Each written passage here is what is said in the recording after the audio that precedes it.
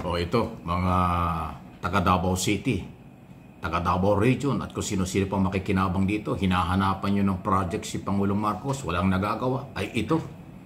Ipinakita sa inyo at nandyan pa, nagpunta pa ang Pangulo dyan sa Davao City dito sa bagong tulay na malapit na hong magamit.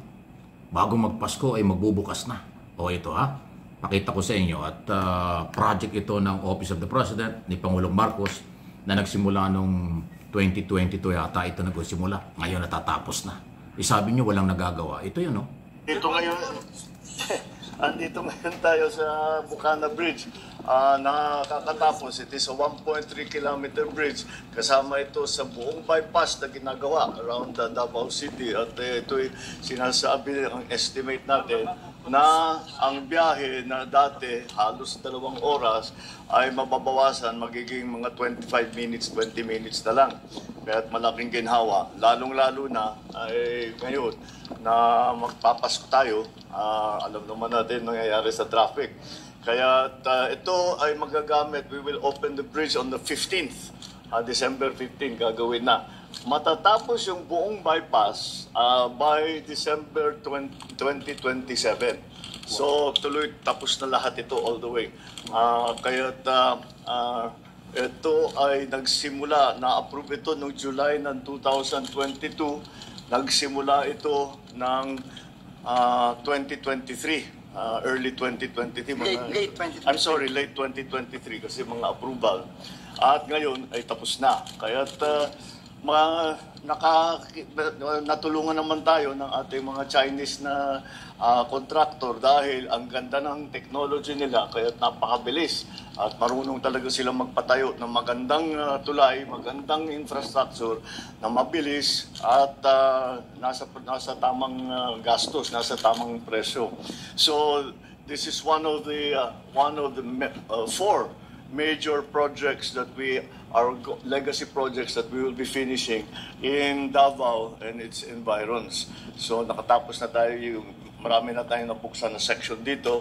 And this will be now another major part of this bypass road. So I'm congratulating the DPWH for their good attention to this matter, and lahat ng nagtrabaho rito, congratulations, at we're looking forward to December 15 kung kailan meron ng dadaan na traffic dito. Ayun, no?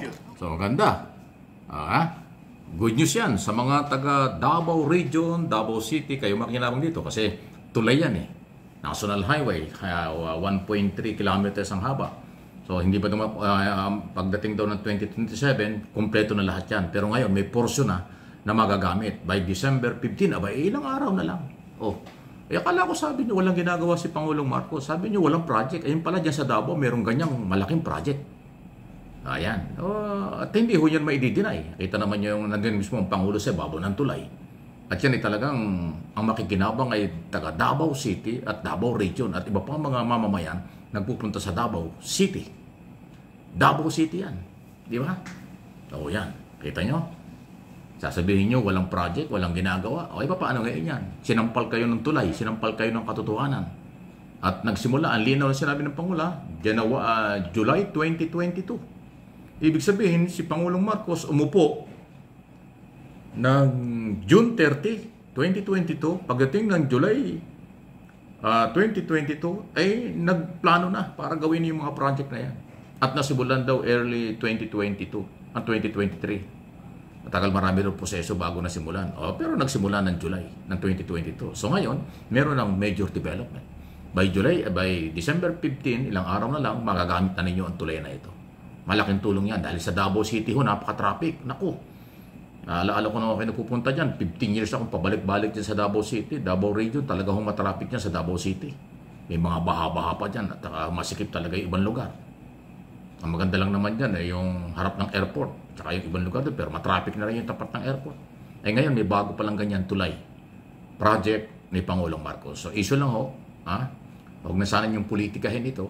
Kaya lang ho, kaya ako nasasabi, kasi lagi kayong hanap ng hanap, walang nagagawa itong ating gobyerno. Walang kung ano mga inyong akusasyon. Yung pala, dyan mismo sa inyong lugar, yan ang inuna na nilagyan ng project ng Pangulo at ngayon ay giginhawa na. Ayan, sana naman po inyong matanggap yan. Pero kung hindi nyo matanggap yan, babanat pa rin kayo at maghahanap pa rin kayo, tayo magagawa. Taong bayan ang bahala sa inyo. Kung ano ang tingin sa inyo at anong pananaw sa inyong mga pinagsasabi at ginagawa. Yan ay hindi fake news. Pag sinabi nyo fake news yan, baka yung tulay bumagsak sa mukha ninyo. Tulay yan paano magiging fake news? Hindi ang tulay naman, hindi naililipat. Ang kalye hindi naililipat. O, di ba? Hindi yan kasama doon sa 51 billion project na hinahanap kay Pulong Duterte. Iba yan. Iba yan. Yan ay project ngayon under Marcos administration na sinasabi yan ni Pangulong Marcos. Yung sinasabi, tinahanap ng iba na 4.4 billion or 51 billion, ay yun ang panahon ni Duterte. Nung Deputy Speaker at powerful si Pulong Duterte kasi yung kanyang amay Pangulo. Kaya yung project na yun, yan sana may pakita nila. Ito, meron na pinapakita ang Pangulo, pagpapatunay na iba ang sinasabi at paniniwala ng mga Duterte supporters, ng mga anti-Marcos, kaysa sa totoong nangyayari. Ayan ang katotohanan. Resibo yan. Yung tulay, hindi mo pwede sabihin fake yan. Ang ganda ng tulay, gawa pa ng Japan. Ay better kang matibay yan. Matibay pagka Japanese. Ibang maggumawa ng project ang Japan. Sana nga ang Japanese government, mga Japanese engineer ang gumawa ng ating mga flood control project. Palagay ko walang baha. Konkreto silang gawa. Kita nyo sa Japan, ibang klase yung mga... Ay ba, nakarating na kayo ng Japan? Ba? Ibang klase yung infrastruktura doon, ibang klase doon ang transportation, iba. Lahat iba, ibang klase sila. Napaka-unlad nila at napaka-matindi po. Ako, ilang beses na akong pabalik-balik ng Japan, kaya alam ko yung kanilang style doon talagang maganda. Kung yung mga engineer lang ng Japanese people ay ating maimbitahan sila ang gumawa ng ating mga flood control, ibang project dito, ay talagang matino. Kita na nyo dito sa Metro Manila, kahit sa mga probinsya, yung mga flyover, na donate ng Japanese authority, Japanese government, di ba ang gaganda ng ginagawa nila? Kung ganda ng konkreto yung mga tulay at titibay. Dito sa Metro Manila, meron ganyan. Maraming tulay dito sa Metro Manila, gawa ng Japanese, donation ng Japanese, ang titibay. Okay, kaya nga kung ito lang gagawa ng ating mga flood control at infrastructure project natin, wala nang korupsyon, may quality pa. Kasi di papayag ang Japanese contractor na tuturuan sila ng politikong korap na Pilipino.